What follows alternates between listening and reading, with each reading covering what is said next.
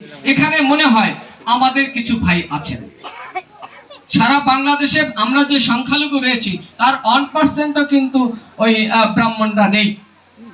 তারা তো এত শক্তি দেখাতে পারে না যে একজন ব্যক্তিকে মানে কি বলে সমাজচ্যুত বা এক ঘরে করে রাখবে। এই তো মৃদুলকে এক ঘরে করে রেখেছে। আমার সন্দেহ হচ্ছে ওখানে এই মতুয়া সম্প্রদায়ের কেউ আছে কিনা।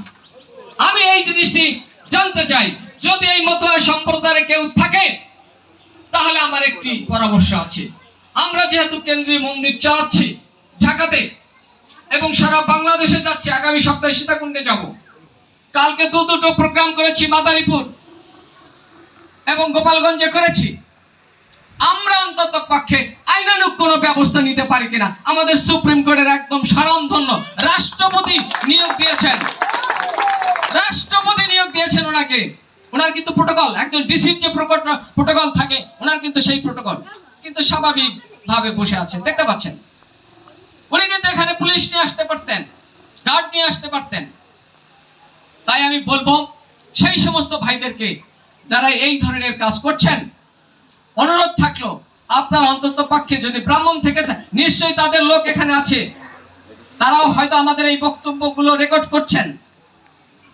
আমি একটু রাজনীতির সাথে জড়িত বিধায় কথাগুলো বলছি। সম্মানিত সুধী, কি বলবো, গত সপ্তাহে আমার ওয়ার্ড বললে আবার একটু কেমন যেন হয়ে যাচ্ছে। যেহেতু গুরুচাঁদ ঠাকুর বলেছেন যে জাতির রাজা নাই সে জাতির তাজা নাই, কথাটা অতি সহজ সরল। রাজা শব্দ দ্বারা কি বোঝাতে চেয়েছেন উনি? নেতৃত্ব। রাজা শব্দ দ্বারা তো নেতৃত্ব চেয়েছেন। আমি সেই সুবাদে ঢাকা থেকেও আমি ওয়ার্ড মেম্বার হয়েছি।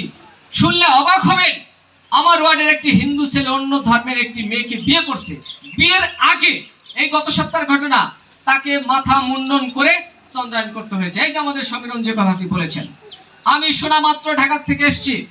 ঢাকা থেকে এসে ওই ব্রাহ্মণকে ডাকছি, ডেকে আমি বলেছি আপনার কোন গ্রন্থ আছে আপনি সেই গ্রন্থ নিয়ে আসুন, না হলে আপনাকে এই পাড়া থেকে এই পুজো দেওয়া বন্ধ করো। আমি যেহেতু মেম্বার, আমার এইটুকুন ক্যাপাসিটি আছে, আপনার কোনো পুজো এই ওয়ার্ডে চলবে না। আমি কিন্তু সেই ব্রাহ্মণ আমার হাত ধরে, আমার বাবার বয়সী হাত ধরে বলেছে, বাবা যেটা করেছি ভুল করেছি, তুমি আমাকে ক্ষমা করে দাও। দেখছেন অবস্থাটা কোন পর্যায়ে আমরা রয়েছি। তাই আমি বলবো এই গ্রামের আজকে মৃদুলের উপরে যে অমানবিক অত্যাচার, অসম্মানজনক যে ব্যবহার করা হচ্ছে, আপনারা আসুন, হয় আমাদের সাথে বসুন, নচেত আইনের মাধ্যমে এর প্রকৃত জবাব দেওয়া হবে। আমাদের এখন অর্থ আছে। এখন আমি বলবো না যে আমরা চন্ডাল, আমাদের অর্থ নাই, টাকা নাই, এগুলো আমি পছন্দও করি না। আমাদের অর্থ আছে, আমাদের বিদ্যা আছে, বুদ্ধি আছে, শক্তি আছে, সামর্থ্য আছে, আমাদের সবকিছু আছে। শুধু আমাদের নেই শুধু একটা জিনিস, একতাবোধ, সংঘবদ্ধ শক্তিটা আমাদের নেই। এটাও আশা করি আমাদের দিন দিন হবে। তাই আর কোনো বক্তব্য না দিয়ে মনে হয় আমি 5 মিনিটের মধ্যেই শেষ করতে পেরেছি। পরিশেষে এই পাড়ার মানুষকে আবারও আমি ঢাকা থেকে আহ্বান জানাচ্ছি, আমি যে সংগঠনগুলোর কথা বলছি, আমি প্রত্যেকটি সংগঠনের সদস্য হতে পেরেছি।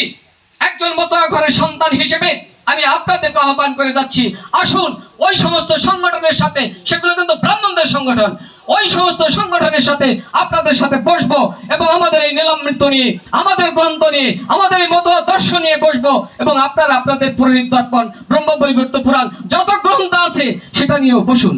আলোচনার মাধ্যমে আমরা সমাধান করি। আর কিছু বক্তব্য নয়।